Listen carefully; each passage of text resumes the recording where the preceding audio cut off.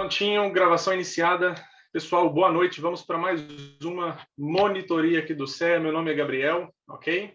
Vamos iniciar as questões aqui, iniciando pelo módulo 1.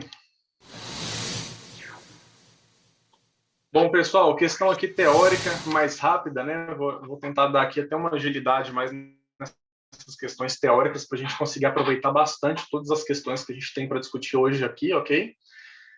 Falando sobre essa questão número 1, o Código de Autorregulação da Anbima para certificação continuada tem como objetivo, antes da gente ler as opções, pessoal, a Anbima ela tem diversos códigos, tá?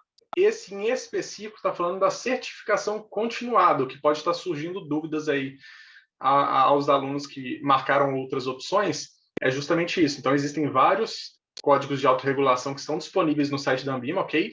Mas quando se trata de certificação continuada, né, vamos ler as questões aqui para a gente marcar a correta. Dar transparência ao mercado de fundos de investimento. Letra B, a elevação dos padrões fiduciários de promoção das melhores práticas do mercado e os profissionais. E letra D, buscar permanente elevação da capacitação técnica de seus profissionais. Pessoal, quando a gente fala aqui de certificação continuada, a gente está falando de capacitação técnica de seus profissionais, ok? Então, aqui só uma colinha aqui dentro do próprio Código de Autorregulação. Olha só, o presente código tem como objetivo estabelecer princípios e regras para a elevação da capacidade técnica dos profissionais das instituições participantes que desempenham atividades elegíveis. Então, capacidade técnica dos profissionais, ok? Portanto, acertou quem marcou letra D de dado. Perfeito? Sem dúvidas até aqui, pessoal, se tiver dúvidas podem mandar no chat. Vamos para a questão número 2. Quem respondeu aí outra letra está alterando corretamente. Beleza? Então vamos lá, pessoal. Vamos para número 2.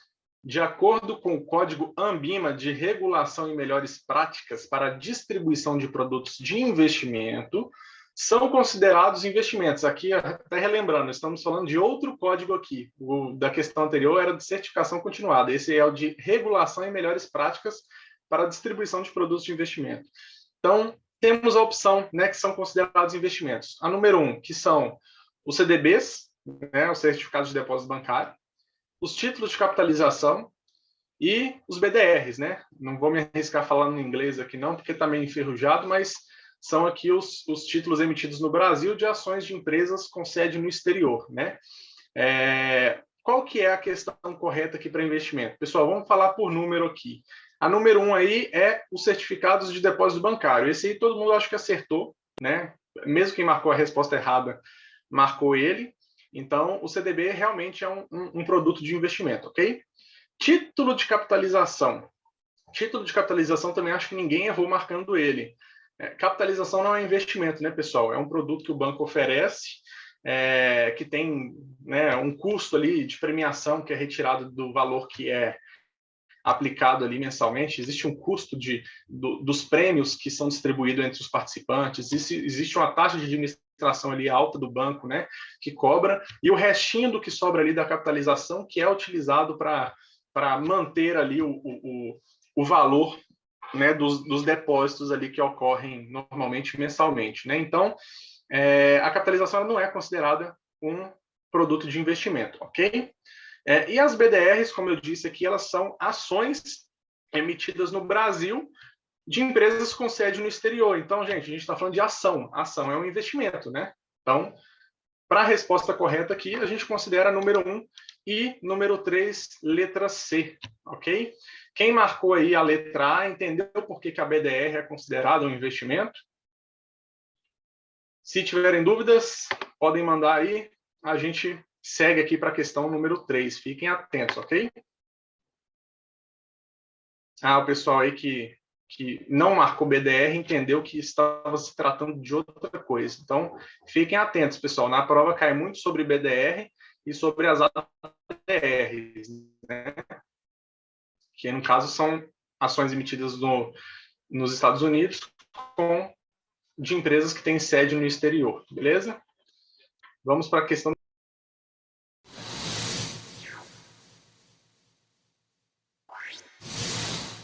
Prestem atenção na questão, viu, pessoal? Muitas divergências aí. A gente já vai tratar a questão, mas prestem atenção aí e pensem aí sobre o que cada item desse movimenta dentro de um déficit fiscal, tá, pessoal? Atentem-se a esse ponto, déficit fiscal. Bom, vamos lá, pessoal, responder essa questão, tá? Caso o governo necessite financiamento do seu déficit fiscal, ele poderá. Lembrando aqui que déficit, né, existe a conta está negativa, a conta, né, de arrecadação fiscal ali precisa ficar superavitária, e aí o governo precisa agir em cima disso, né? Então, o que ele pode fazer? Ele pode vender títulos públicos, ele pode reduzir as tarifas e barreiras para importação, aumentar o depósito compulsório ou elevar os impostos, né? Qual que está correta, né? Ficar sempre atento a essa palavra aí, correta, porque pode ser que a prova esteja te pedindo incorreta, ok? No caso aqui é correta, então vamos por item, ok? O governo está com déficit fiscal, quem está pedindo para explicar aí um déficit fiscal, a arrecadação, né? O governo precisa arrecadar mais, então ele precisa, de alguma maneira, utilizar algum método para arrecadar mais, porque a conta, né, de arrecadação fiscal está abaixo do que é estimado. Então, o que a gente precisa fazer? A número 1, vender títulos públicos. Pessoal, quando é que o governo vende títulos públicos? Ele está vendendo para as pessoas comprarem esses títulos. O que acontece? Quando eu vendo algo, eu arrecado o valor vendido, correto? Não existe maneira melhor de o governo arrecadar de maneira mais rápida do que vender títulos públicos. Os títulos públicos são dívidas do governo. Então, se eu preciso financiar meu déficit fiscal, nada melhor do que eu vender títulos, né, para que eu arrecade valores e cubra esse déficit fiscal. Então, a número 1, ela é correta, beleza? Reduzir tarifas e barreiras para importação. Se eu estou reduzindo tarifas e barreiras para importação, né, eu estou deixando de arrecadar. Eu estou, sim, movimentando o mercado, mas eu estou deixando de arrecadar, porque eu estou reduzindo taxa. Então, a número 2, ela não seria uma opção considerada para financiar especificamente meu déficit fiscal, ok? Aumentar o depósito compulsório. O que acarreta eu aumentar o depósito compulsório, pessoal? Se eu estou aumentando o depósito compulsório, né, eu estou fazendo com que as pessoas, o spread bancário, né, em modo geral, ele vai aumentar. Então, eu estou fazendo com que as pessoas evitem movimentar. Eu começo a retrair a economia. E quando eu retrair a economia, inclusive, eu começo a arrecadar menos. Então, a 3, ela também não seria um método que o governo poderia utilizar para financiar o seu déficit fiscal, ok? E aí, a 4, eu acho que a 4 ali é unanimidade, né? Quando a gente quando o governo eleva os impostos, ele arrecada mais. Ele elevou os impostos, ok? Então, a nossa resposta correta aqui para número 3 seria a letra B, considerando vender títulos públicos, reforçando, estou vendendo títulos de dívidas do governo, eu, como governo, estou vendendo meus títulos de dívida, então eu estou arrecadando com essa venda. E a número 4, que é elevar os impostos, que essa é bem tranquila, né? Tem, inclusive, na A, B e C, ela como opção, que o governo ele vai arrecadar mais, ok? Ficou entendido por que não é a número 2 e a número 3, elas estão incorretas quando se trata de déficit fiscal? Essa surgiu bastante dúvida aí, pessoal. Se tiver dúvida, a gente explica aqui de novo, ok? Bom, sem mais perguntas, vou seguir aqui para a número 4. Respondendo aqui o André, ele perguntou assim, pessoal, você disse cuidado que é fiscal, qual seria a outra pegada? Porque existe, né, dependendo se a gente quer atingir uma política monetária, seja contracionista ou expansionista, pode ser que a gente utilize aqueles métodos ali de outra forma, né? Então, ele pode beneficiar o déficit fiscal e prejudicar uma política expansionista, por exemplo. Então, tem que tomar muito cuidado com o que a questão está pedindo. O enunciado é super importante, viu, pessoal? Façam aí, essa é uma questão de conta, então façam aí. Vou dar um tempinho a mais para que vocês consigam transcorrer ela aí tranquilamente e mandar a resposta no chat. Se não conseguirem fazer, podem mandar no chat, ok? Pessoal, então vamos lá. Resolver essa questão. Um cliente deseja adquirir um veículo no valor de R$50 mil. Irá dar uma entrada no valor de R$15 mil e financiar o resto em 9 parcelas, pagando juros de 1,5% ao mês. De quanto será o valor da parcela que o cliente irá pagar? Pessoal, então vamos lá para a resolução, né? Qual que é o valor financiado aqui? O cliente está adquirindo o veículo por 50 mil e ele vai dar uma entrada no valor de 15 mil, ok? Então, quando a gente está falando de uma entrada, a gente já abate ela no montante antes de jogar nas teclas financeiras. Né? Para quem tem dúvida a respeito do GBGuin aí, nessa questão, a gente não utiliza justamente porque aqui está falando de entrada e não que a primeira parcela será no ato, tá?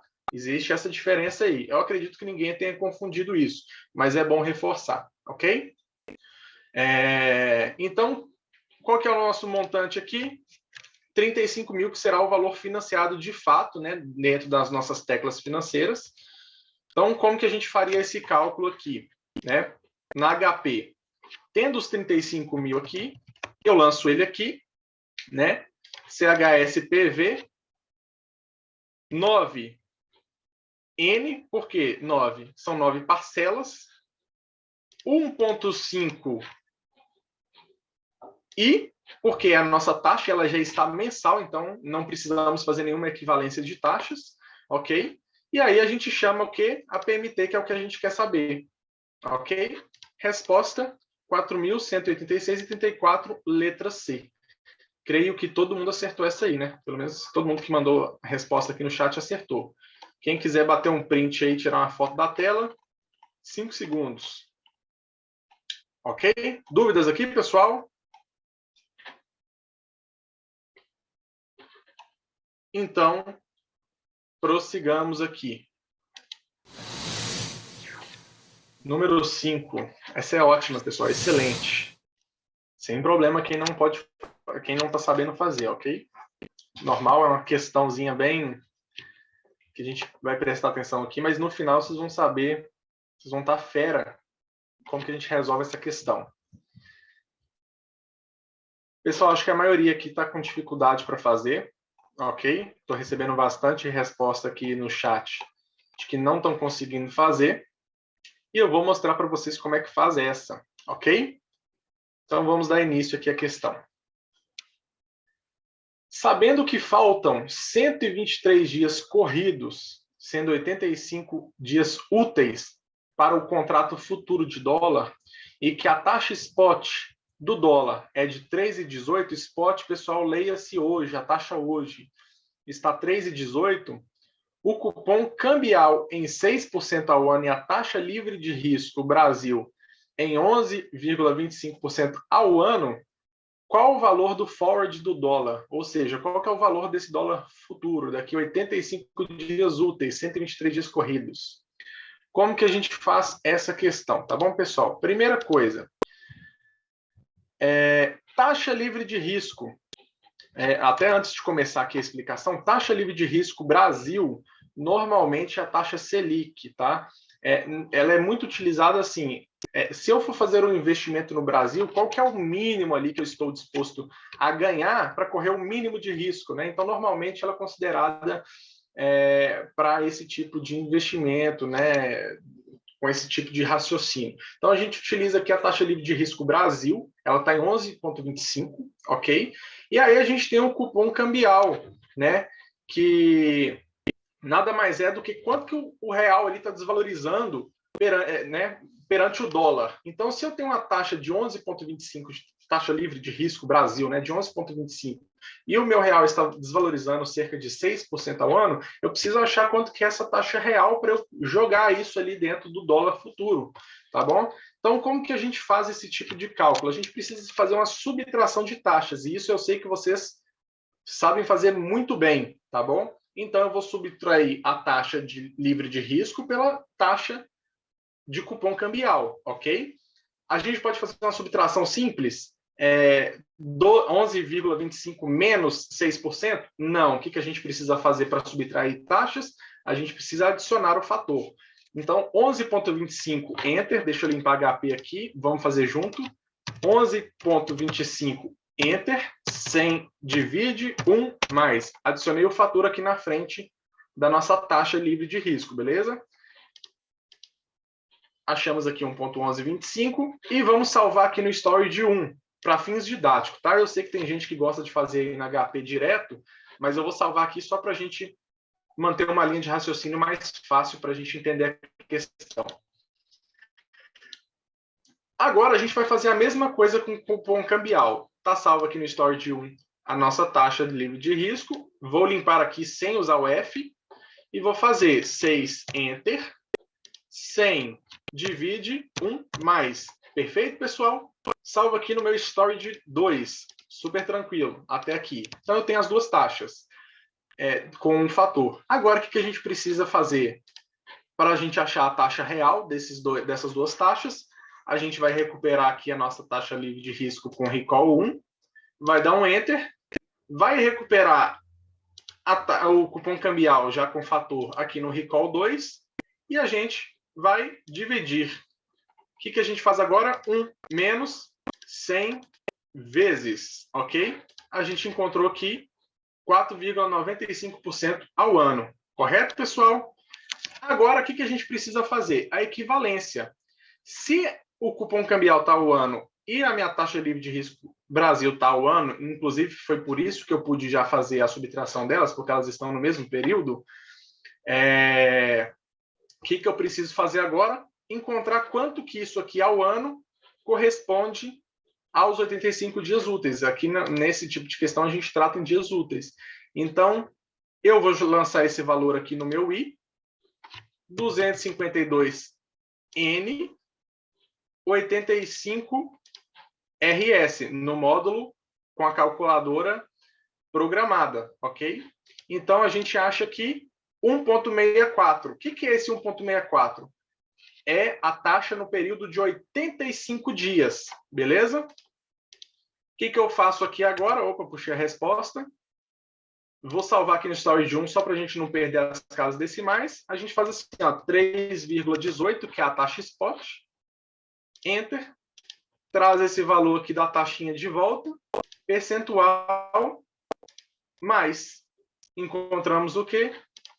3,23, que é a nossa taxa aqui, nosso valor, na verdade, né, do forward do dólar, ok? Então, recapitulando aqui, pessoal, taxa livre de risco, 11,25. Cupom cambial, que é o quanto que está desvalorizando, 6%. Subtrai uma pela outra, utilizando fator, e encontra a taxa real. O resultado que a gente teve é ao ano. A gente precisa de 85 dias úteis, que é o que o exercício está pedindo. Então, a gente faz aqui uma equivalência de taxa para encontrar quanto que é 85 dias úteis dessa mesma taxa.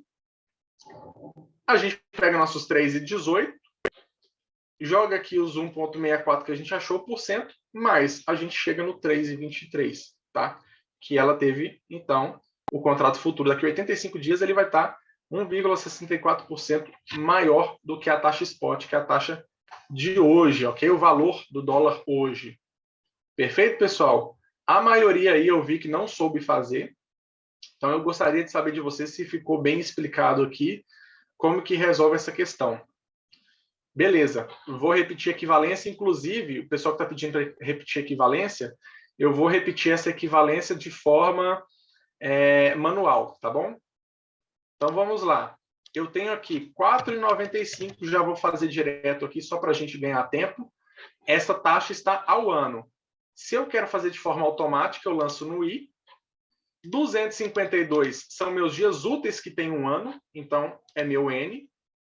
E 85 dias úteis é o que eu quero saber, então eu jogo aqui no RS, beleza? Eu acho aqui o meu 1,64. Se eu fosse fazer de forma manual, como que eu faria isso?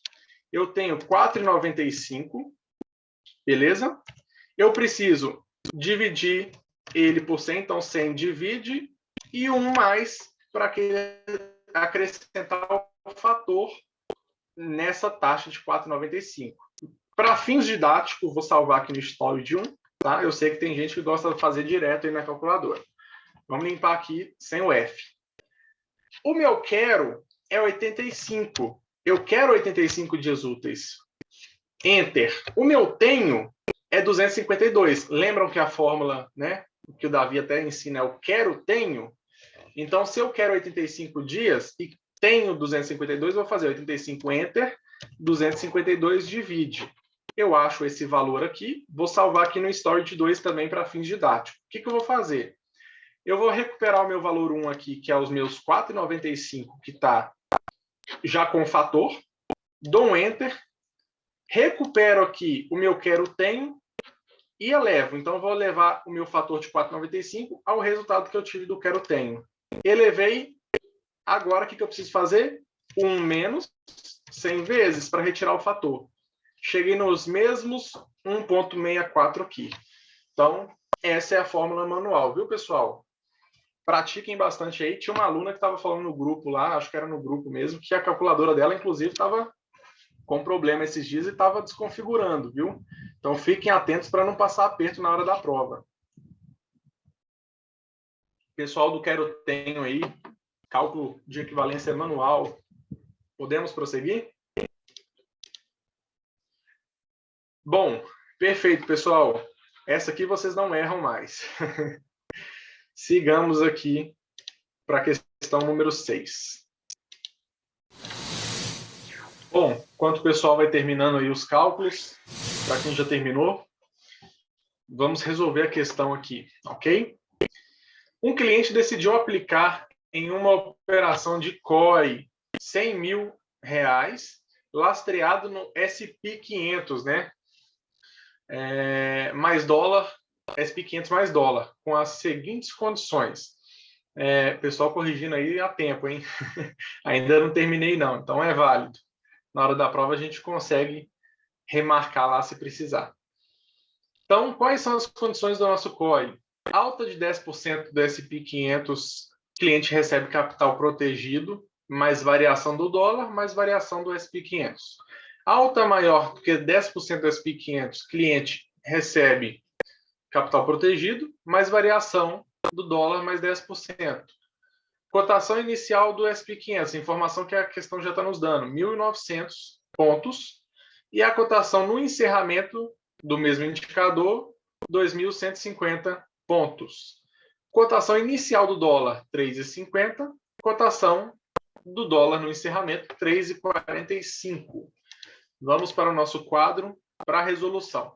Então, primeiro ponto, a questão, o COI está condicionado à alta do SP500. Então, primeiro, o que a gente precisa descobrir? Qual que é essa variação que teve no início e no encerramento, ok? Então, o que a gente faz? 1.900 pontos, Enter. 2.150 pontos, a gente clica aqui na variação percentual, que é esse triângulo aqui, o delta, né? E o percentual. Encontramos aqui 13,16 arredondado aqui de variação, né? Então, se a gente está falando que uma das condicionantes é alta maior do que 10% do SP500, a gente teve 13,16. Então, a gente vai considerar somente essa segunda linha aqui, em que fala que a gente recebe o capital protegido, mais variação do dólar, mais 10%. Tá? Como que a gente faz esse cálculo? Vamos lá. Já que a gente vou limpar aqui HP, a gente já não precisa mais do SP500, porque ele vai receber somente variação do dólar mais 10%. Então, o que a gente vai descobrir agora? Qual que é a variação do dólar? No inicial, o dólar estava 3,50, né? Enter. E 3,45 no fechamento. A gente também usa a teclinha de variação percentual. Então, a gente encontra aqui uma variação negativa de 1,43. E é possível, pessoal. Ok? E aí, o que a gente precisa fazer? Vamos salvar aqui no Story de 1 para facilitar nosso cálculo. Vou limpar aqui sem usar o F para não apagar o Story de 1. A gente vai pegar o nosso capital protegido, que é 100, e vai dar um Enter aqui, 100 mil. Vamos recuperar aqui a variação do dólar que a gente encontrou, ok? Percentual mais, porque a gente está somando. Estamos somando a variação do dólar. Se ela foi negativa, ela reduziu o nosso valor aqui, o nosso montante, ok? E aí, a gente recebe 10% mais, ok? Desse valor. Então, a resposta final é a letra A, 108.428,57. Beleza, pessoal? Algumas pessoas marcaram questões divergentes aí. Fiquem atentos, tá? A gente tem que seguir justamente o que está descrito aqui no COI. Capital protegido, mais variação do dólar, que foi negativa, mais 10%. E aí a gente encontra aqui a opção A. Ok? Sigamos, então, sem dúvidas aqui.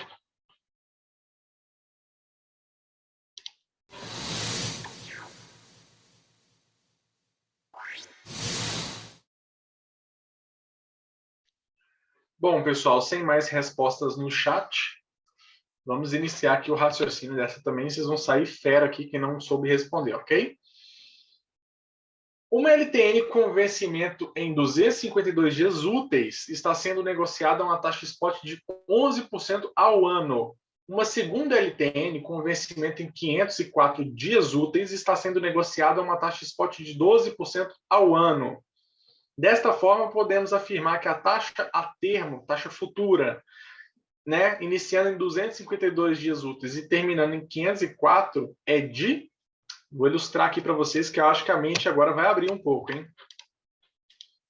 Olha só, fiz um desenho aqui para a gente conseguir visualizar o que a questão está querendo. A gente tem uma primeira LTN que ela tem o vencimento em 252 dias úteis, então ela vai de 0 até 252. Ela tem a taxa de 11% ao ano, ok? A nossa segunda LTN, ela tem a duração de 0 dias, iniciando, né, em D0, e finalizando lá em 504 dias úteis, ok? E ela tem a taxa de 12% ao ano. Então, é um ponto importante da questão. Por quê? Se ela tem 504 dias úteis, vocês concordam comigo que são 2 anos úteis? Porém, a taxa está sendo dada em ano. Então, a gente já vai precisar fazer uma equivalência aí, mas vamos por partes. E aí, o que a questão quer saber? Aquela linha tracejada vermelha ali. Ele quer saber se a taxa estiver iniciando em 252 dias, daqui 252 dias, e finalizando daqui 504 dias úteis, né? Qual que é a taxa a termo? Qual que é o valor dessa taxa lá no futuro? Ok? Como que a gente faz esse tipo de cálculo? A gente vai pegar aqui nossa segunda LTN, que ela tem a taxa de 12% ao ano, né? E vai fazer aqui uma equivalência para a gente saber quanto que é em 2 anos. Ou seja, 252 dias úteis representa um ano, 504 dias úteis representa 2 anos. Então, o que a gente vai fazer? 12i, que é a nossa taxa, 1n, porque os 12% está ao ano, e a gente quer saber 2 anos. Então, 2RS. Muito bem, já tem gente entendendo aí o racional e marcando uma resposta certa agora. Então, a gente achou aqui, ó, a taxa no período de 2 anos, a taxa da LTN, da segunda LTN. Então, 25,44. Vou salvar isso aqui no Story de 1 só para fins didáticos, ok? Então, a gente acha esse valor ao período. O que a gente precisa fazer? A gente precisa subtrair esse valor pelo valor da primeira LTN, porque vocês concordam comigo se uma está a 504 e a outra está a 252? Se eu retirar 252, sobra 252 até 504, vai sobrar isso aqui, ó. Se eu retiro o que eu tenho aqui, eu sobro o que tem aqui. Então, o que a gente vai fazer? A gente vai subtrair taxa, então a gente precisa adicionar o fator e dividir. Concordam comigo? Isso aí vocês já estão fera. Então, ó, 25,44, enter. 100 divide 1 mais. A gente encontra 1,2544. Para quem perguntou se o quadro está certo, está certo. Ó, 12, que é o preço da segunda taxa aqui, 12% ao ano, enter. 1I, que ela está ao ano, então é 2RS, que ela está, a gente quer saber o período dela todo, que é 504 dias úteis.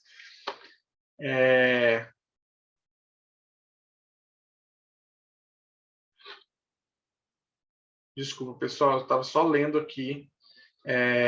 Tá, desculpa, me corrigiram no quadro aqui, tem razão, tá?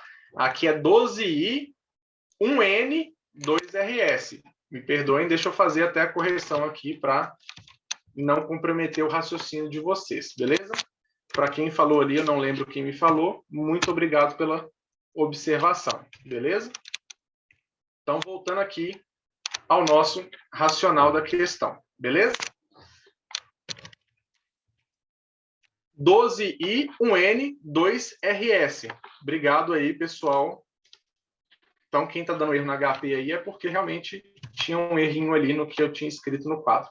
Então, recapitulando, 12I, 1N, 2RS, ok?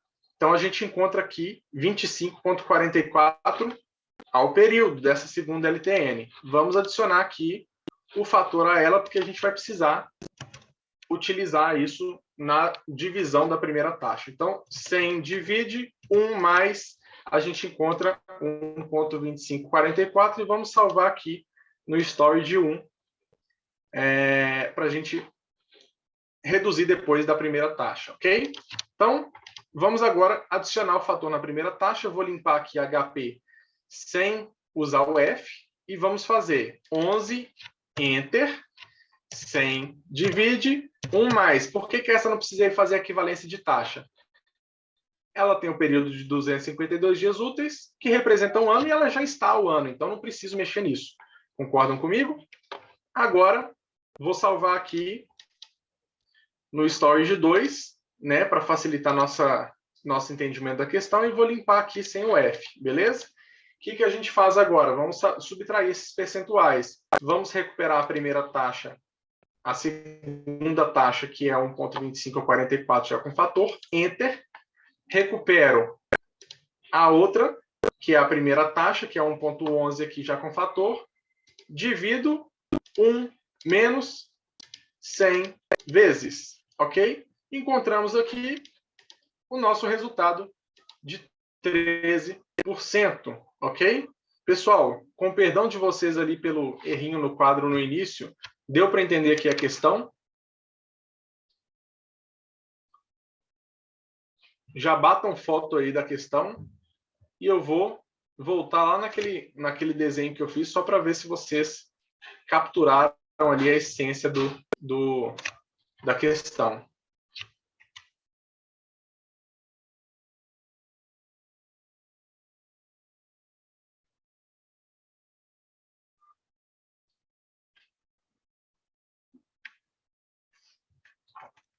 Nós vamos fazer pelo cálculo manual também, viu, pessoal? Já tem gente pedindo aqui, a gente vai fazer também para reforçar aqui. Então, vamos lá. Só para o entendimento da questão, ó, a gente achou 25,44, que significa o preço, a taxa dessa segunda LTN desse ponto até esse. Os 12% aqui está o ano, então, basicamente, está daqui até aqui. Tá? Então, quando a gente achou daqui até aqui, bastou a gente pegar esse, retirar o verde, que sobra o vermelho. É basicamente o que a gente fez. A gente pegou o azul, subtraiu o verde e achou o vermelho. Beleza? Então, acho que nesse ponto aí ficou entendido. Agora, vamos refazer a questão só utilizando aqui o cálculo manual, ok? Se eu tenho 12, né, eu preciso pegar esses 12, dar um Enter, 100 divide, 1 mais para adicionar o meu fator no cálculo manual.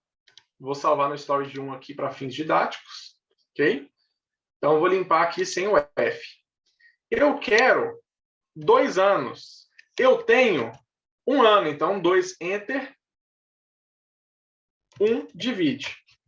Volto os meus mesmos 2, tá? Vou salvar aqui no storage 2. O que eu faço? Limpo aqui sem o F. Recupero os meus 12 com fator. Enter. recupero o meu quero-tenho e elevo. Encontrei 1,2544.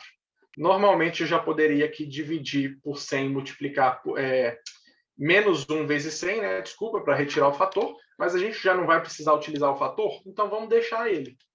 Então, o que a gente faria agora? Tendo esse 1,2544, a gente salva no story de 1. A gente adiciona o fator aqui, vamos limpar aqui sem o F. Na primeira taxa, que é 11% ao ano, Enter. 100 divide 1 mais. E aí a gente salva no story de 2. Limpa aqui sem o F. Basta a gente subtrair essas taxas. Recall 1, Enter. Recall 2, divide 1 menos 100 vezes para retirar o fator. Encontramos 13% aqui, que é a resposta certa para a questão. Perfeito, pessoal? Bem tranquilinho. A ilustração ali ajudou? Se não tivermos mais dúvidas aqui, vamos dar sequência para a próxima questão, ok? Pessoal do Quero Tenho aí, perfeito, né? Então vamos lá, vamos para a questão número 8. Bom, a maioria do pessoal aqui respondendo, acho que eu já posso dar início aqui à questão, tá? Vamos lá, o investidor pessoa física no Brasil, ele compra 50 contratos de índice futuro a 68.050 pontos, né? E vende no mesmo dia, na mesma corretora desses mesmos contratos, a 68.550 pontos, ok?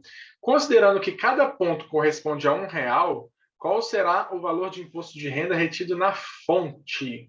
Ok? Na fonte.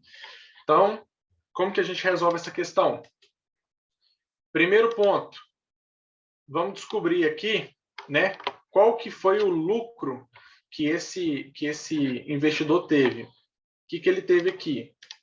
Se esses contratos, eles valiam 68.550 pontos lá no final, né, e ele tinha no início 68.050, basta eu fazer uma subtração aqui, eu encontro qual que foi o número de contratos aqui que ele lucrou. Então, ele lucrou 500 contratos, ok? Cada contrato desse vale R$1. Então, se ele comprou 50 contratos, ele encontra aqui 50 vezes, aqui também tem um errinho aqui que não é 50 mil, né, pessoal? Aqui é 50 contratos. O professor está ficando doido aí. Então, se ele encontra aqui 50 vezes, né, ele encontra quanto que ele lucrou aqui nesses contratos. Porque ele não comprou um contrato, ele comprou 50 contratos. Então, ele encontra o valor de 25 mil. Perfeito? Se ele encontrou esse valor de 25 mil, ele vai tirar o quê? O IR na fonte. Quando a gente está tratando de day trade, que no caso aqui ele vendeu no mesmo dia, que a questão fala no mesmo dia, o IR na fonte ele é de 1%.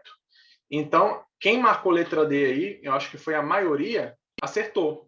Por quê? 1% de 25 mil, a gente faz aqui na HP Enter 1%, é R$250, ok? Então, a gente não confunda, a gente está falando aqui de imposto retido na fonte, ok, pessoal? Então, é 1%. Beleza? Entendido aqui a pegadinha da questão, pessoal? Sempre atentem-se. Aqui está falando de contrato de futuro vendido no mesmo dia. Então, é uma operação de day trade aqui. Beleza? Perfeito, então. Sigamos. Querem bater foto da questão? Podem bater. Vou dar 5 segundos aqui. E o pessoal falando aí da pegadinha também dos 50 contratos. Então, fiquem atentos, tá, pessoal? Se a questão fala que ele comprou 50 contratos, eu tenho 50 vezes aqueles 500 ali que eu lucrei, ok? Então, eu lucrei 500 por contrato. Se eu tenho 50, eu multiplico por 50. Perfeito? Sigamos, então, para a questão 9, provavelmente a última antes do nosso intervalo aí de 10 minutos para vocês tomarem uma água. Então vamos lá, pessoal, vamos resolver essa aqui, algumas divergências aí na questão. Uma debênture que paga cupom de 6% e tem um yield maturity de 7% será negociada com, lembrando que yield maturity é nada mais é do que o rendimento até o vencimento, né? Se o investidor ele comprar, né, e manter esse título até o final, esse vai ser o percentual ali que ele vai ganhar, né, que vai ser da yield maturity dele, ok? Então vamos lá. O cupom ele paga 6% e o yield maturity é 7%. Como que a gente a dica aqui infalível para vocês não errarem essa questão, tá? O que a gente faz? A gente pega o cupom que está sendo pago. Então a gente vai fazer aqui, vamos limpar nossa HP. 6, Enter, 7 divide. A gente encontra 86% aqui arredondado, né? 0,86. Então, basicamente, estou pagando 86% do que esse título vale de fato, ok? Então, foco nesse 0,86 aqui. Infalível, deságil, ao par e ágil. Quando esse indicador 0,86 ele for menor do que 1, esse título está sendo negociado com deságio. Quando ele for igual a 1, ou seja, o cupom é 7 e o ultimate é 7, é ao par. Ele está sendo vendido pelo preço que ele de fato vale. E quando, né, normalmente, esse cupom é maior do que o ultimate, esse indicador aqui, ele fica acima de 1. Então, toda vez que for maior do que 1, é ágil, tá? Então, no caso dessa debênture, ela está sendo negociada com deságio. Esse indicador do cupom dividido pela yield maturity está dando 0,86. Então, vocês não erram mais nessa questão. Ok? Pegou o cupom, dividiu pela yield maturity, vocês acham ali o resultado, e aí coloca essa regrinha aí na prova, tá bom? Aí, ó, o pessoal tá falando que agora não erra mais. Então, resposta deságio, tá bom? E sim, pessoal, confunde pra caramba. Ágil, deságio, um acima, outro abaixo. Beleza? Para quem não entendeu o conceito aqui, ó, quando a gente faz esse tipo de divisão, a gente encontra quanto que está sendo pago pelo título que vale esse valor. Então, eu estou pagando 86% do que ele vale de fato, tá? Então, quando a gente divide esse por esse, a gente sabe, se tiver abaixo de 1, significa que está com deságio. Quando ele for igual a 1, significa que ele está ao par, ou seja, é de fato o que o título vale, ok? E quando ele for com ágio, é maior do que 1. Beleza? Fechado, pessoal? Sim, Aline. Respondendo a sua pergunta, sim. Beleza? Pessoal, 8:02, vou dar um stop aqui para a gente fazer um intervalo aí de 10 minutos, vocês tomarem uma água, ok? E aí a gente volta em seguida com as questões a partir da número 10, beleza? Então, voltamos especificamente 8:13. Pessoal, então, vamos para a questão número 10. Vamos lá, pessoal.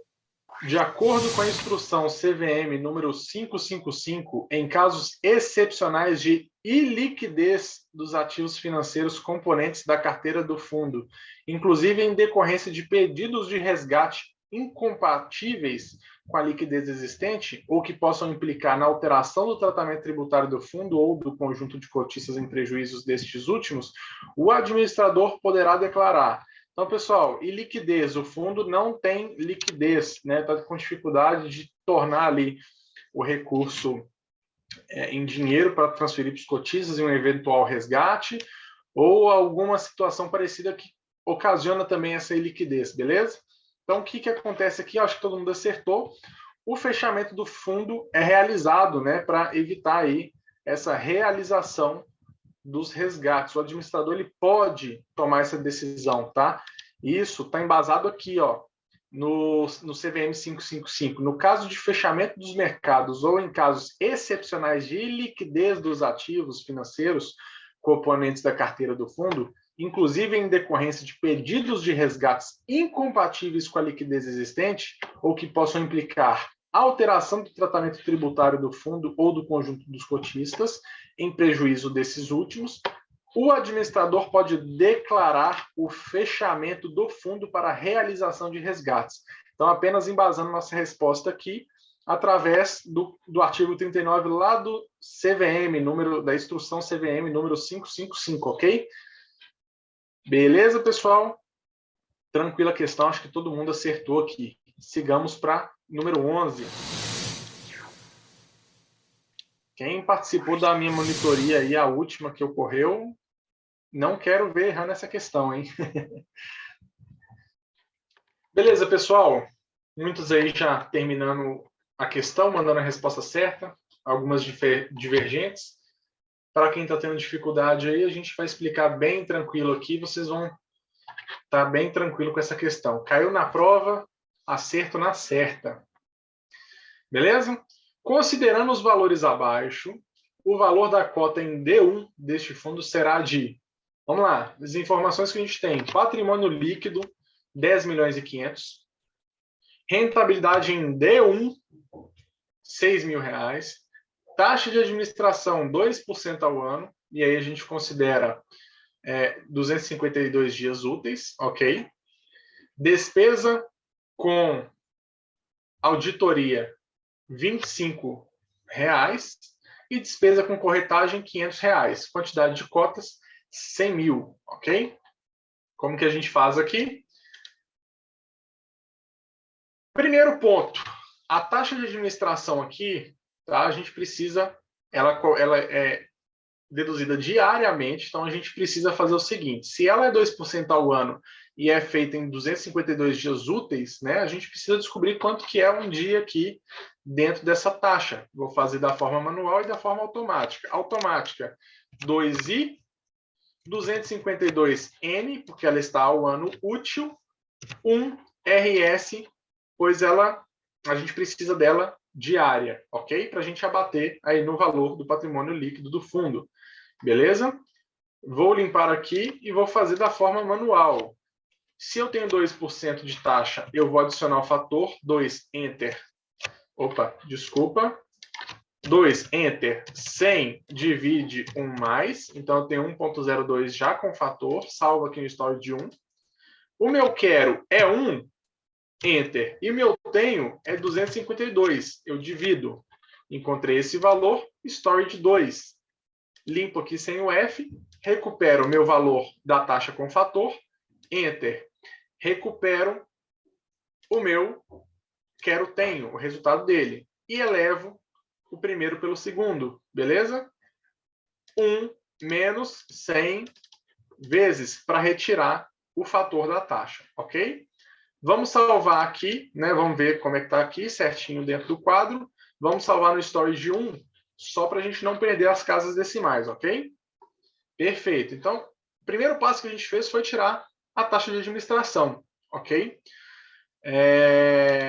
Agora, o que a gente vai fazer? A gente vai pegar esse valor de 10 milhões e 500, Enter, do fundo. Vamos puxar a nossa taxa de administração diária, né? Ela é um pagamento que se faz aqui ao fundo, então a gente precisa abater isso aqui, então a gente faz recall 1 para recuperar essa taxa por cento menos, ok? Encontramos esse valor, agora a gente vai somar a rentabilidade, então Enter, 6 mil mais, vamos abater os 25 reais de auditoria, então Enter, 25 menos, e vamos abater também a despesa com corretagem, então Enter, 500 menos, ok? Encontramos esse valor aqui de 10.504, 649 e 86, beleza? Agora, esse é o valor do patrimônio do fundo em D1, né? O que a gente precisa fazer? A questão quer saber qual que é o valor da cota. Se a gente tem 100 mil cotas, o que a gente precisa fazer? A gente vai fazer Enter, 100 mil, divide, e aí a gente encontra o valor de 105,4, que é a resposta letra B, ok? Perfeito, pessoal? Só um minutinho que eu vou responder o chat aqui. Perfeito, pessoal? Alguma dúvida aqui? Não, pessoal, não pode tirar a taxa de administração depois de ter somado 6 mil. Por quê? A taxa de administração ela é retirada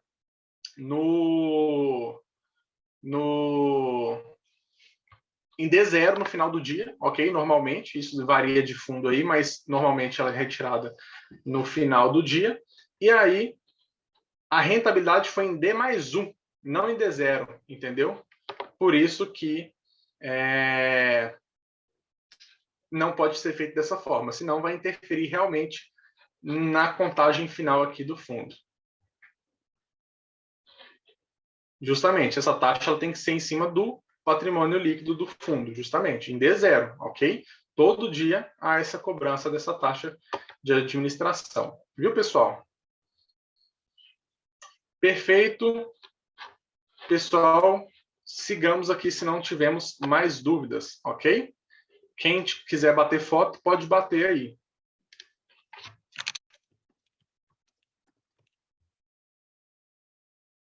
Perfeito, pessoal? Sigamos.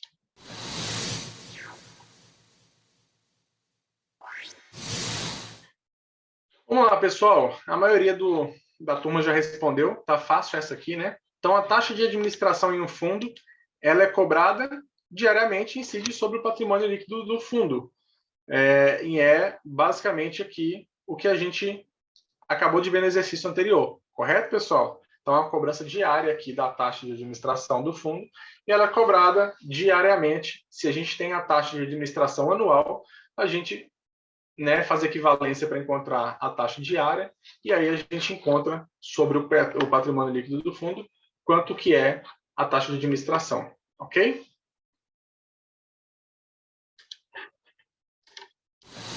Pessoal, essa aqui também super fácil.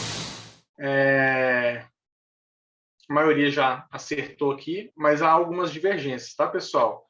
Quando a gente está falando aqui de fundo de renda fixa crédito privado, em relação ao patrimônio líquido, deve ser investido em opções de investimentos de emissão de pessoas físicas ou jurídicas de direito privado, para realmente ser considerado um fundo privado. Em qual percentual? No mínimo 50%, pessoal. Resposta aqui, letra B, é só a gente realmente, isso aqui não tem muito o que dizer, a gente precisa aprender, decorar isso aqui. Falou de renda fixa crédito privado, o percentual mínimo é 50%, ok? Sigamos aqui para número 14. Pessoal, mais uma aqui também, algumas divergências, vamos entender a questão. Um fundo de investimento de renda fixa, ele pode apresentar variação negativa no valor de suas cotas quando investir em títulos pré-fixados de prazos variados e ocorrer uma elevação dos juros, investir em títulos pré-fixados de médio e longo prazo e ocorrer uma queda nos juros, investir em títulos pós-fixados que acompanham a variação do CDI e ocorrer queda dos juros, ou investir em títulos pós-fixados de prazos variados e ocorrer elevação dos juros, ok? Quando a gente está falando aqui de pós-fixado, questão de variação negativa das cotas, não ocorre porque, como o fundo ele vai acompanhar o valor ali do CDI, ou na questão da AD ali, títulos pós-fixados também que acompanham os juros. Se ocorrer movimentação, o patrimônio líquido do fundo ele acompanha isso, ok? Mas não há uma variação ali negativa das cotas do fundo. Quando a gente está falando aqui de pré-fixado, vamos tratar então da questão número A, da questão letra A e da questão letra B. A gente está falando de pré-fixado. A questão número A letra A fala assim: investir em títulos pré-fixados de prazos variados e ocorrer elevação de juros. Então vamos supor que eu estou com um título ali que rende, sei lá, vou chutar um valor aqui, 5% ao ano, ok? E se o mercado eleva a taxa de juros e começa a pagar 7% ao ano. Quem que vai querer comprar aqueles títulos lá de 5% ao ano? Ninguém, né? Por quê? O mercado está pagando 7%, para que eu vou comprar um título pré-fixado? Ou seja, pré-fixado não tem variação, ele não acompanha nenhum indicador, né? Ele vai se manter ali 5% durante a vigência ali daquele ativo. Então, o que acontece? Quando eu tenho um fundo de renda fixa que ele é pré-fixado e ocorre essa elevação de juros, os títulos que eu tenho comprado com a taxa menor, eles perdem valor de mercado. E quando eles perdem esse valor de mercado, aí sim pode ocorrer uma variação negativa dos fundos, né? Se a gente pesquisar, não muito distante, em 2019, 2020, vários fundos de renda fixa pré-fixados, eles apresentaram aí algumas variações negativas, né? Porque além da própria variação do ativo do fundo, existem diversas cobranças dentro do fundo, como taxa de administração, né? Outros corretagem, pode ser também, outros tipos de cobrança dentro do fundo e, né, somado à elevação dos juros ali, que ocasiona a redução do preço do ativo, isso ocasiona dentro do fundo uma variação negativa, tá, pessoal? Então, a resposta para essa questão aqui é a letra A, tá? Só a gente lembrar, peraí, se eu tenho um pré-fixado aqui, né, no nosso exemplo, de 5%, elevou os juros, eu queria que meu ativo elevasse o juro junto, mas ele não vai elevar, porque ele está prefixado em 5%. Tá? E a letra B, a gente descarta ela porque ela é justamente o contrário da letra A, ok? O pós sempre acompanha, pessoal. O pós é para acompanhar, justamente. Então, se o mercado eleva, se está em pós, se ele eleva, o preço do título ele não fica defasado, ele acompanha. Então, por isso que ele não tem ali uma variação negativa dentro do renda fixa, beleza? Vamos lá. Ainda temos boas questões para discutir até 9, então vamos pular para a próxima questão.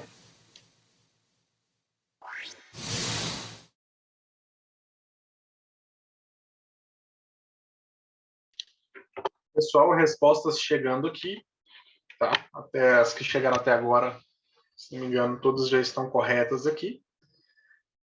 Então vamos lá para a resolução da questão. Opa, chegou uma divergente. Agora estão chegando algumas divergentes aí, pessoal, mas a gente vai explicar aqui, beleza? Um cliente de 38 anos quer investir 2 mil por mês em um plano de previdência. Esse valor corresponde a 15% do seu salário bruto, tá? O cliente declara no modelo completo de imposto de renda qual o valor acumulado aos 60 anos, qual o valor acumulado aos 60 anos, considerar taxa de carregamento de 3% e que o plano escolhido renderá 0,5% ao mês. Qual o plano deve ser escolhido? No caso da resposta contemplar os dois planos, em qual proporção? Pessoal, vamos lá. Primeiro ponto importante da questão.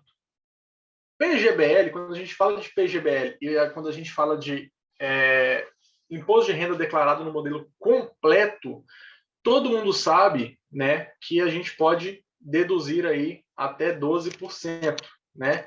Então, qual que é o cálculo que a gente precisa saber para dizer aqui quanto que ele deve aplicar em PGBL? Se PGBL ele pode ser aplicado 12%, então eu vou falar 12% Enter. O valor de R$2.000, ele representa 15% do salário bruto. Então, quanto que representa 12% dentro de 15%? Então, 15 divide. E aí eu faço aqui um 100 vezes só para a gente achar o valor certinho, né? Qual que é esse valor de 80 que a gente acha? 80%, tá? Então, se esse cliente for investir os R$2.000, ele precisa aplicar 80% em PGBL para que ele consiga deduzir todo esse montante. Porque se ele aplicar 15% em PGBL, ele vai conseguir deduzir só 12%. Tá? Então, esses 3% aí ficam perdidos na dedução. Ok? Então, 12% ele aplicou em PGBL, e aí o restante, né, se corresponde a 80%, os outros 20% em VGBL. Então, a gente tem a opção A e a opção D de dado. Né? A gente descarta B e C aqui, beleza? Agora, vamos descobrir qual que é o montante. Tá? O que a gente precisa fazer aqui? 2.000 é o quanto que ele vai investir, enter. E a taxa de carregamento, né, a gente precisa retirar ela. Então, 3% menos. A gente acha um montante aqui de 1.940 que ele vai aportar mensalmente, beleza? O que a gente faz com esse valor? A gente torna ele negativo aqui, está saindo do bolso do investidor, né, do cliente. Lança na PMT, ok? 0,5, que é a taxa ao mês, a gente lança no I. E 264 aqui, né, aqui falando a questão que ele tem 38 anos, né, de 38 anos, e ele vai investir até os 60, se a gente fizer a subtração aqui, dá 22 anos, e quando a gente multiplica isso por 12, né, que são 12 meses, a gente acha o valor de 264 meses. Então, de 38 anos até 60, ele passa 264 meses. Então, a gente vai lançar aqui 264N, e aí a gente chama o FV, tá? Qual que é o valor que a gente encontra? 1.059.678,18, tá? Que é a resposta letra A. Perfeito, pessoal? Só respondendo na ordem aqui, quem fez direto com os 2.000 e depois tirou os 3%, não dá, né? A taxa de carregamento ela é sobre o aporte ali. Então, se ele está aportando mensalmente aquele valor de 2.000, tem que tirar 3% mensalmente. Então, vai ser sempre 1.940 mensal, ok? Por que a gente não pode lançar isso lá no final? Porque senão a gente vai tirar 3% sobre os juros. A gente não pode tirar 3% em cima dos juros já ocorridos dentro da operação. Então, por isso que a gente não lança os 3% lá no final, e sim antes da gente calcular os juros mensal sobre aquela parcela. Respondido aí para quem colocou os 3% no final, ok? Para quem não entendeu os 80% do início, vou recapitular. O plano PGBL, quando a gente está falando de imposto de renda completo, pessoal, tem que ser o completo, tá? Tem a declaração simples e a declaração completa. Quando a gente fala do imposto de renda completo, a gente pode deduzir, até 12% no caso de PGBL. Então, se ele vai aplicar 15%, né, do salário dele, então os 15%, e 12% eu posso deduzir, eu preciso saber quanto que representa 12% dentro de 15. Então, 12, enter, 15, divide, e aí eu encontro aqui 0,80, ou já transformando aqui em percentual mesmo, né, multiplico por 100, 80%, tá? Então, o que eu estou falando? Que ele consegue deduzir até 80%, né, desse valor de 2.000, e o restante vai ser em VGBL, que é onde que ele não consegue deduzir VGBL dentro do imposto de renda completo. Ok? Respondido aí, pessoal? Perfeito. Então, muito bem, pessoal. Para quem fez aí, deu certinho. Perfeito. Sigamos aqui para a questão número 16.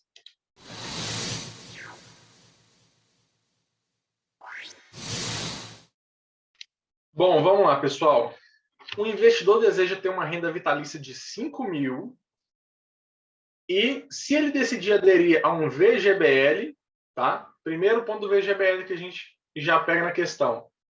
PGBL, paulada, né? O que significa paulada? O imposto de renda ele é sobre o valor total, paulada, e o VGBL seria, em tese, sobre o lucro, ok? Sobre só o rendimento, beleza?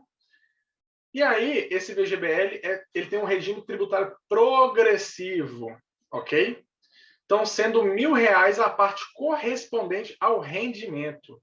Qual o valor líquido da sua renda? Eu acho que todo mundo marcou divergente aí, porque a resposta ela vai ser a letra B de bola. Por quê? No VGBL, a gente considera somente os R$1.000, ok? Para efeito de imposto de renda. E como a gente está falando de um regime tributário progressivo, a gente tem que considerar essa tabelinha aqui para o imposto de renda dentro do regime progressivo. No caso de renda vitalícia aqui, ele vai ter mensalmente esse valor caindo na conta dele, como se fosse um salário ali, né? ele vai ter essa renda vitalícia, e aí ele vai ter uma tributação baseado nessa tabelinha. Lá no material do Davi a gente tem essa tabelinha, viu, pessoal? Módulo 6, módulo 5 lá, vocês têm acesso a essa tabelinha. Então, olha só, base de cálculo anual. Quanto que ele vai ter aqui anualmente? Então, R$1.000. Por que R$1.000 e não 5? Porque é VGBL, é somente o lucro que eu estou considerando aqui, somente o rendimento. Então, R$1.000, ok, enter, 12 vezes, ele chega ao valor de R$12.000 aqui. Ele está fora da tabela aqui. Até 22.847, ele não tem nenhuma dedução sobre a renda vitalícia. Não confundam com montante se eu estiver resgatando, pessoal. Porque se eu for resgatar um montante, aí tem sim aquela tributação, né, dos 15%, que é o que a gente aprende. Mas aqui a gente está falando da renda vitalícia que ele está recebendo, tá? Aqui a gente não tem que fazer o cálculo do montante para retirar o valor dos 15%. Aqui a gente está falando somente da renda vitalícia que ele está recebendo. Então, dentro dessa renda vitalícia, ele tem essa tabela aqui como base de cálculo. Então, se a gente dividir aqui, por exemplo, 22.847,76, enter, 12 divide, se ele chegasse até 1.903,98, ele não teria nenhuma alíquota. Passou desse valor aqui do rendimento que ele vai receber mensalmente, né? Aí sim haveria uma tributação com base nessas alíquotas aqui da direita, tá? Então, pessoal, essa aqui é pegadinha. Muita gente já pensa logo nos 15% e é normal, tá? Mas não há essa cobrança aqui de imposto de renda dentro do valor de renda vitalícia. Então, vamos lá de novo para quem está pedindo para repetir. Quais são os pontos chaves da questão? A renda vitalícia é de 5.000, tá? E é num plano VGBL. Ok? VGBL. Sobre o lucro, né? Somente sobre o rendimento. E o PGBL é sobre o total, né? Aqui, então, o VGBL é só sobre o rendimento. E a questão já nos dá qual que é a parte correspondente ao rendimento.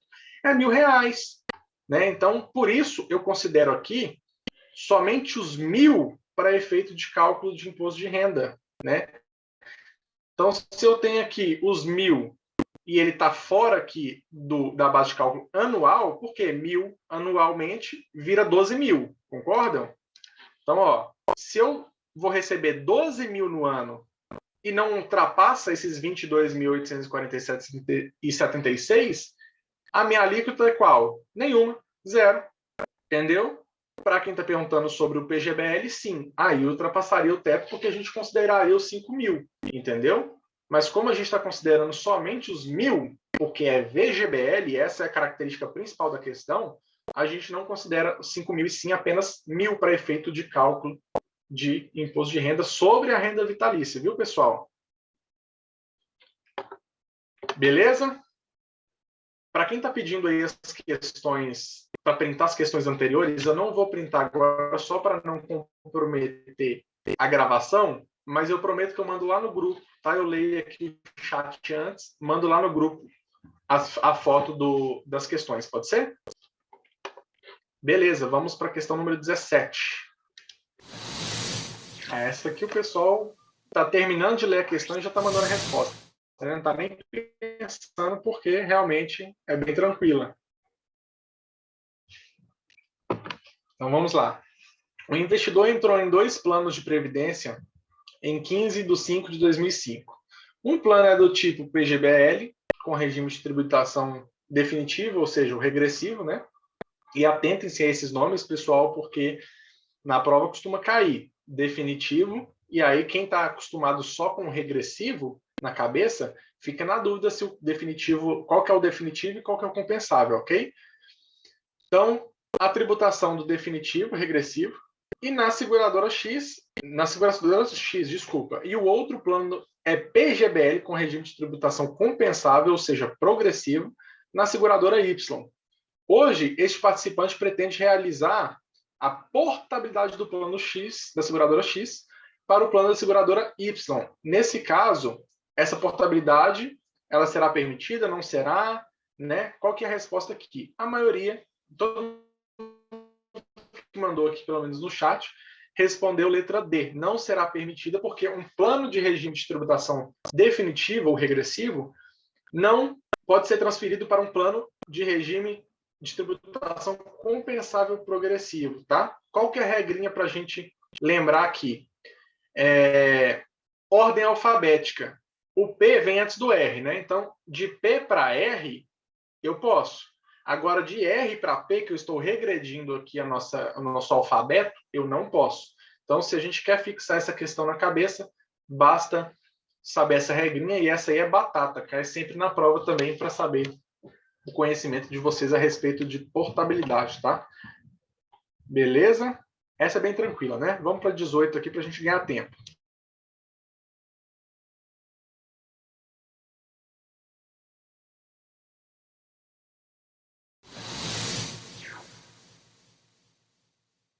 Bom, pessoal, a maioria já respondendo aqui, algumas divergências, mas vamos começar aqui a explicação da questão, ok? Um cliente fez um investimento em VGBL há 20 anos. VGBL, pessoal, tributação somente sobre o rendimento. O saldo atual é de 500 mil. Deste valor, 223.540 é o rendimento. Esse cliente deseja fazer um resgate parcial. Resgate e parcial, de 201.570. Seu regime de tributação foi o regime progressivo. O IR retido na fonte será de... Vamos lá, responder? Nosso quadrinho, primeiro ponto. A questão fala que dos 500 mil, né, o saldo atual que ele tem hoje, 500 mil, enter. 223.540, então 223.540, quanto que representa esses 223.540 dentro de 500 mil? Percentual total aqui, ele representa 44,71% aqui arredondando, né? Então, significa que se houver qualquer tipo de tributação em um resgate, né, vai ser tributado sobre 44,71% do valor que eu resgatar. Se eu resgatasse 500 mil, a minha tributação ia ser sobre os 223.540. Mas eu não tô, né? Desculpa. O cliente não está resgatando 223.540. Desculpa, ele não está resgatando os 500 mil. Ele está resgatando parcialmente. Ele só está resgatando 201.570, tá? Então, o que a gente vai fazer? A gente vai salvar aqui no Storage 1 para aproveitar todas as casas decimais, tá? E aí a gente vai fazer o cálculo aqui, tá? Vamos limpar aqui sem o F, só para limpar o visor. A gente vai pegar quanto que ele está resgatando. Então, 201.570, enter. Vamos recuperar aqui qual que é o percentual de rendimento, que é 44,71%.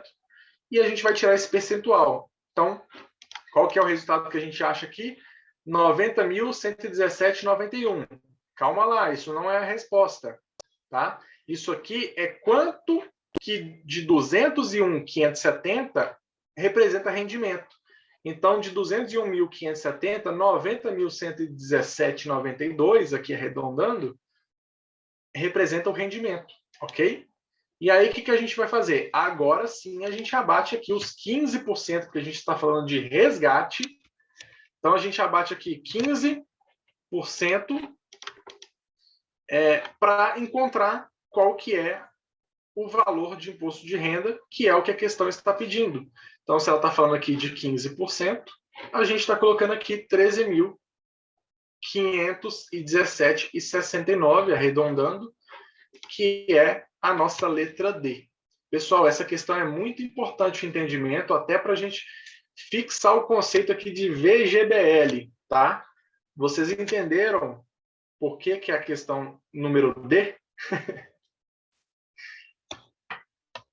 O pessoal aí já não aguenta mais pegadinha, mas é o que eu estou falando, pessoal. Na hora da prova, a gente tem que ficar atento a esse tipo de entendimento da questão. Então, leiam muito bem a questão e peguem o raciocínio dela, ok?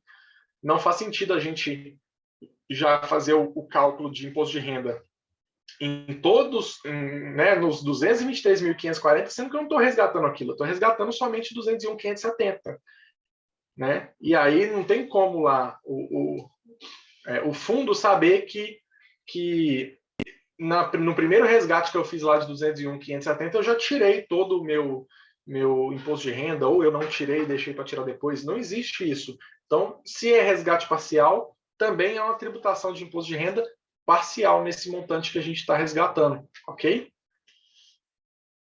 Não se preocupem com os desempenhos nos simulados, tá? Porque as questões, elas realmente hoje são questões mais bem elaboradas, tá? Mas é justamente para pegar vocês e colocarem vocês assim a par do que também existem questões bem complicadas dentro da prova que a gente precisa pegar a manha, tá? Então, assim, não é nem questão de ser complicada, mas que tem um enunciado que confunde a gente. É mais importante a gente ler bem o enunciado da questão e interpretar ela do que, de fato, regularizar aí, né, fazer, de fato, o cálculo matemático. A parte mais importante para mim é a interpretação. Porque se você não interpreta direito, o seu cálculo matemático também vai dar errado. Por mais que você saiba desempenhar ali o cálculo matemático, desenvolver ele, entendeu? Então, pessoal, não se preocupem, aqui é a hora de errar mesmo, da gente aprender e arrebentar lá na prova, tá bom? Então vamos para a resolução aqui da questão número 19. Dois ativos x e y têm correlação nula. Isso significa que os mesmos terão movimentos independentes, dependentes, na mesma direção ou contrários. Aqui, pessoal, vocês já estão calejados dessas questões, né? Então, ilustrando aqui, quando eu tenho uma relação uma correlação que ela está com o valor de -1, né? Se um ativo valoriza, o outro desvaloriza, ok? Se eu tenho uma relação dependente, quando um valoriza, o outro valoriza também. Vamos dizer aqui que bancos, por exemplo, eles têm a correlação próximo de 1. Se um banco normalmente, né, tem uma valorização por algum fator, né, especial do mercado, o outro banco também pode ter a mesma valorização, porque a correlação provavelmente é próxima de 1. Tá? E aí, no caso de nula pode ir para qualquer direção, pessoal, é independente. Os dois podem crescer, os dois podem cair, um pode crescer ou pode cair. A relação deles é independente, então os movimentos deles são independentes. Então, a resposta correta é a letra A. Todo mundo que mandou no chat acertou, parabéns. Bom para elevar a autoestima aí de quem estava errando algumas questões, hein? Vamos para 20. Pessoal, essa questão, até para conhecimento de vocês, o Davi deve ter falado isso, mas essa fórmula, ela tem na prova, tá? Então, não se esqueçam, tem um campinho lá que você consegue verificar fórmulas, inclusive as tabelas de tributação de imposto de renda. Então,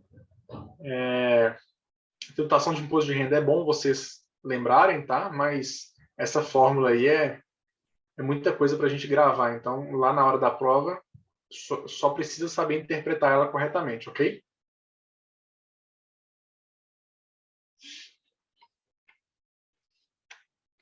Pessoal, quem não está fazendo, só me mande aí no chat. Quem não está conseguindo fazer, teve dificuldade, para eu saber se eu posso prosseguir aqui também.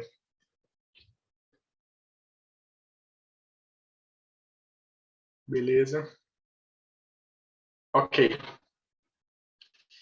Vamos lá. Aqui, pessoal, é só uma questão assim de fórmula matemática, a gente precisa interpretar. Eu sei que riscos, né? Muitas dessas fórmulas de risco, elas embaralham a nossa cabeça, mas garanto para vocês,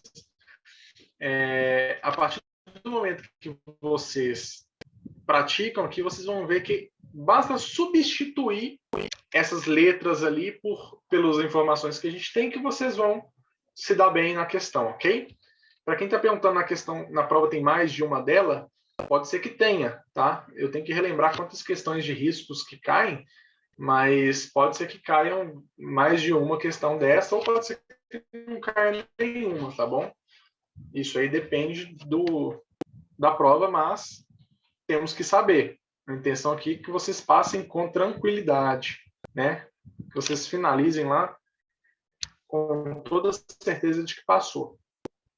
Então vamos lá, o investidor possui 20 mil no ativo X e 50 mil no ativo Y, no qual possuem, respectivamente, volatilidade de 15% e de 5%, tá? E aqui, assim, lê-se nessa questão, né? Quando a gente está falando de volatilidade, quanto que varia ali, é o nosso desvio padrão aqui, né? Que está ocorrendo na variação desses ativos. Sabendo que esses ativos possuem um coeficiente de correlação de 0,65, você, como profissional do mercado financeiro, responde ao cliente que o risco da carteira é de... Vamos para o nosso quadrinho. Aqui é desenhar no rascunho mesmo, viu, pessoal? A fórmula é raiz, né, do peso do ativo A. Então, ó, W é o quê? Peso, ok? A é o quê? É o ativo. E esse doisinho aqui em cima? É o quadrado. Então, o peso do ativo A vezes...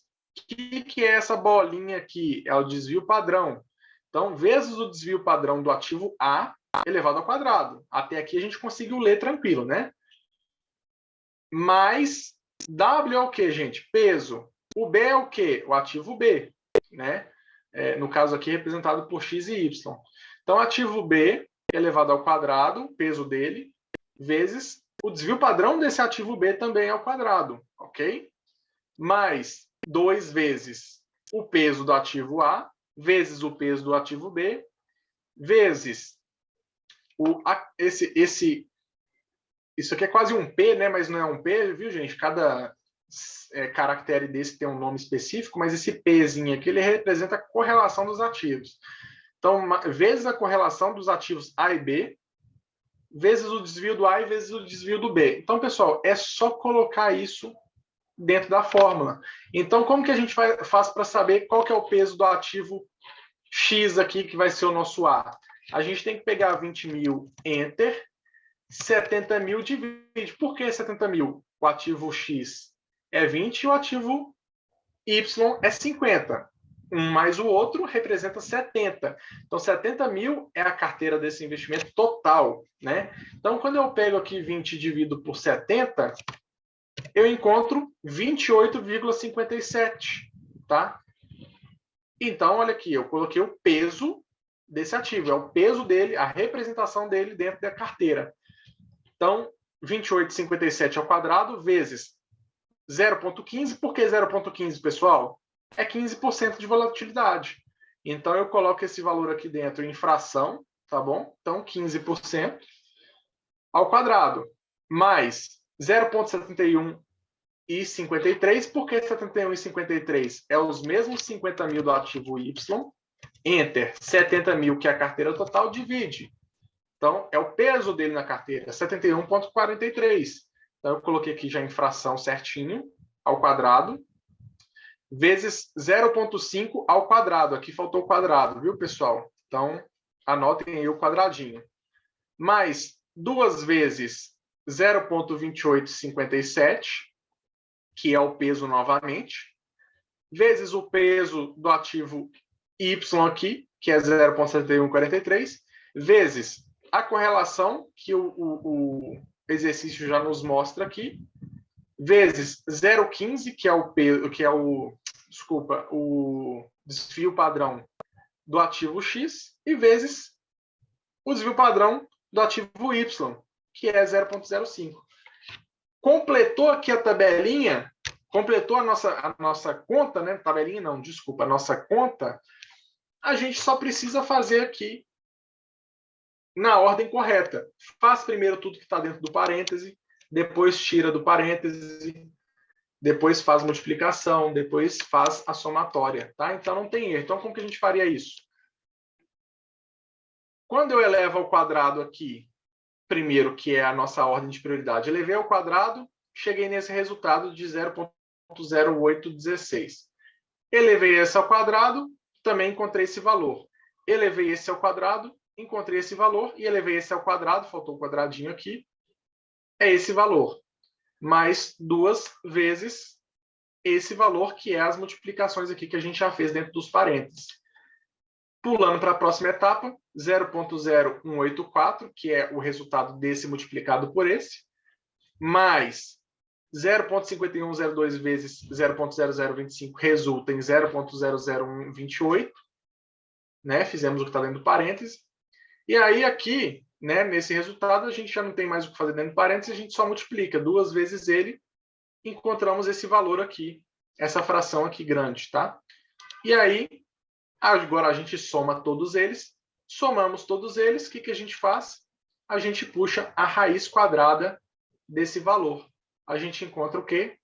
7,14, viu, pessoal? Para quem vai bater foto aí, já deixa eu corrigir aqui o quadradinho aqui, só para não ter erro. Ao quadrado, opa, interrogação não, ao quadrado. Vamos novamente colocar aqui na tela. Podem bater foto aí da resolução desse exercício, ok? Então, pessoal, percebam, é complicado, quando a gente bate o olho na fórmula ali, a gente assusta. Mas quando a gente para pensar que é só substituir os valores, se torna fácil. Então, só substituam o valor na hora da prova, conforme a fórmula pede, que vocês vão conseguir chegar no valor do final, ok? Recapitulando aqui para quem perguntou como foi para chegar no peso, lembra o seguinte, se a minha carteira total é de 70 mil, o meu ativo A aqui, que no caso a questão me dá o ativo X, né? Eu vou chamar ele de... O A vai ser meu X e o B vai ser meu Y, ok? Se o ativo X ele é 20 mil e minha carteira total é 70 mil, basta dividir 20 por 70, eu encontro aqui o peso dele. Então, 28% representa o meu ativo X. E os outros 71% representa o meu ativo Y, ok? Temos duas opções para fazer isso aqui, né? A gente pode fazer 20 mil enter 70 mil divide, a gente acha esse valor, e a gente pode fazer 70 mil enter 20 mil representação sobre o total. A gente acha o mesmo valor. Essa teclinha aqui, ela já faz isso direto para a gente, tá bom? Como que eu elevo ao quadrado, viu, pessoal? Se eu pegar esse valor aqui, né, eu preciso colocar ele em fração ali dentro do nosso cálculo. Então, enter 100 divide, beleza? Está em fração aqui. Se eu elevo ele ao quadrado, como que eu faço isso? Enter 2, que é ao quadrado, esse yx aqui. Aí a gente encontra igual aqui na primeira etapa, tá? 0,0816. Então, na tecla aqui, a gente eleva ao quadrado dessa forma. Tranquilo? Beleza, montou a questão no rascunho, faz ela, que vocês vão acertar e depois vocês voltam lá no grupo e me contam, tá? Então, assim, Gabriel, aquela questão lá de riscos, acertei, caiu na minha prova, fiz com facilidade. Obrigado. Beleza? Vamos para a questão número 21. É uma questão de DRE, beleza? Para quem não conhece, não é familiarizado, isso aí é uma demonstração de resultado do exercício de uma empresa, né, onde ela mostra ali quanto que é a receita, quanto que ela qual que é o custo, né? Eu comprei sei lá, eu sou uma indústria de leite, né? Eu comprei o leite a R$10 e vendi por 15. Então eu estou tendo uma receita de 15 e um custo de 10, né? Então é aí nesse demonstrativo contábil que a empresa demonstra aí qual que é a eficiência dela ali durante o exercício, ok? Então essa DRE, a prova, e cai bastante EBITDA, tá, pessoal? Ela está perguntando qual que é o EBITDA, ou Lagida em português, dessa empresa. Vamos relembrar que Lagida também é super fácil, porque a gente só precisa saber o que significa cada letra dentro do Lagida, ok? O EBITDA é em inglês, então vamos trabalhar aqui com Lagida, que é o português, tá? Lagida, lucro antes dos juros ou despesas financeiras, impostos, depreciação e amortização, tá? Então, nada mais é do que o lucro antes desses 4 itens aqui: juros, impostos, depreciação, amortização ou despesas financeiras aqui, ou, né? Então, olha só. A gente tem um lucro antes dos impostos aqui embaixo de 4 mil. Veja que aqui ele já é antes dos impostos.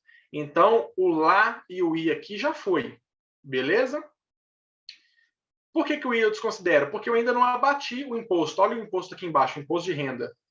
Os 4 mil não está sem ele. Ele não está considerando ele. Então, eu já posso descartar aqui desse lucro antes dos impostos o imposto. E aí, o que sobra aqui para a gente? Juros ou despesas financeiras. Então, olha aqui, os juros e despesas financeiras, não tem juros aqui escrito, mas tem despesa financeira.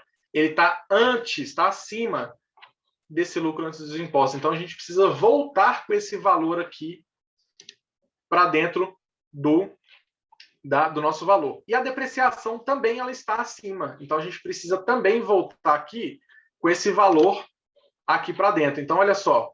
Lucro antes dos impostos é 4 mil. Eu pego a depreciação, volto com ela para dentro, pego a despesa financeira, volto com ela para dentro, e eu encontro aqui o meu EBITDA ou lagida de 10 mil. Ah, Gabriel, mas eu quero fazer de cima para baixo. Eu quero pegar o lucro bruto e ir tirando cada um dos itens. Vai dar na mesma. Eu posso pegar o lucro bruto, né? E tirar, por exemplo, a despesa administrativa aqui.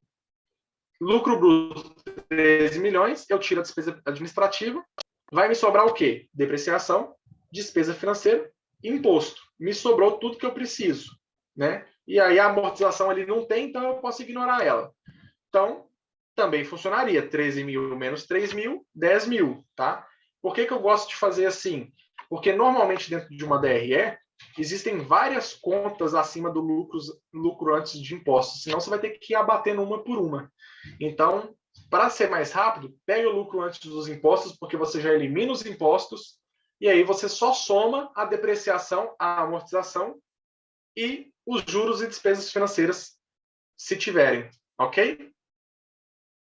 Não tem que somar os impostos, gente, porque a intenção do EBITDA é justamente o contrário. Eu quero mostrar a eficiência da minha empresa desconsiderando o imposto de renda, né? A depreciação e a despesa financeira. Ok?